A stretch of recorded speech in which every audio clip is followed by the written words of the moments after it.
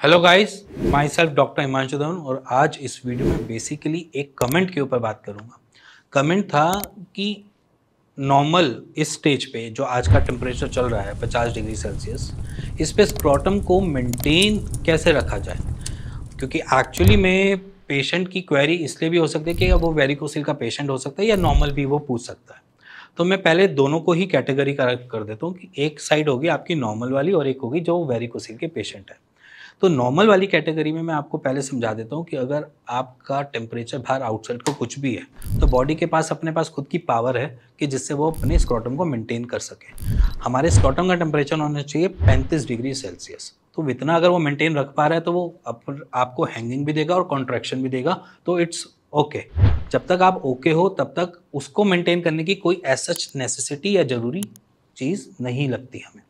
But अगर आप varicocele के पेशेंट हो तो वेरिकोसील के साथ सबसे बड़ी प्रॉब्लम जो आती है वो यही आती है कि वहाँ पर हैंगिंग बहुत ज़्यादा पड़ती है, क्योंकि आउटसाइड का टेम्परेचर इतना गर्म होता है जिसकी वजह से वहाँ पर लटकन ज़्यादा मिलती है।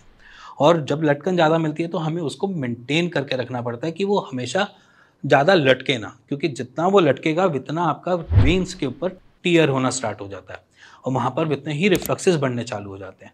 जितने वहाँ पर रिफ्लक्सेस बढ़ेंगे वहाँ पर इन्फ्लेमेशन बढ़ेगी और इन्फ्लेमेशन से आपको दिक्कतें ज़्यादा मिलेंगी। दर्द मिल सकता है, रिफ्लक्सेस की वजह से इनफर्टिलिटी कॉज हो सकता है।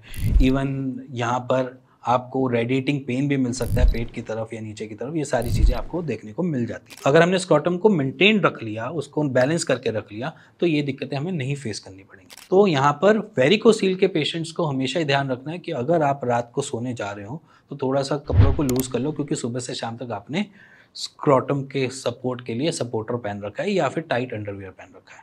तो वहाँ पर आपने सपोर्ट देने के लिए कुछ ना कुछ रिक्वायरमेंट होती है, तो इसलिए आपने दिन के टाइम डे टू डे के जो काम होते हैं उस टाइम ने सपोर्टर पहन के रखा। उसका जब रात के टाइम आए तो आपने उसको फ्री कर दिया।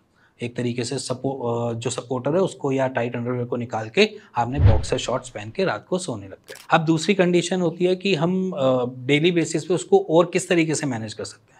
तो देखो सिंपल सी बात है, जैसे हम शाम को फ्री होकर आते हैं या नॉर्मली हम अपने घर पे वापस आते हैं ड्यूटी आवर्स के बाद, तो हमारे पास थोड़ा सा टाइम होता है, कुछ लोग उसमें नहाते धोते भी हैं। तो उस मोमेंट पे भी आप एक काम कर सकते हैं कि आप एक बड़े टब में सिट्स बाथ लेकर थोड़ा सा रूम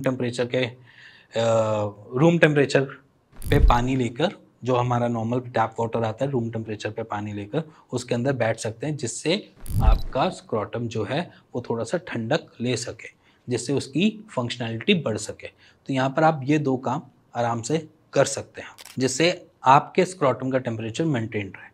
तो वेरिकोसील के साथ थोड़ा सा हमें ज़्यादा कॉन्शियस रहना पड़ता है, ज़्यादा ध्यान रखना पड़ता है अपने स्क्रॉटम का, जिससे हमारी फर्टिलिटी भी ना दिक्कत में आए और ज़्यादा से ज़्यादा हमको अपने टेस्टिस का रिवर्ट बैक मिलता रहे और हमारे वेन्स का साइज़ भी और ज़्यादा बढ़े ना, या जैसे मैं बोलूँ कि हमारी ग्रेडिंग जो है वेरिकोसिल में वो बढ़े ना।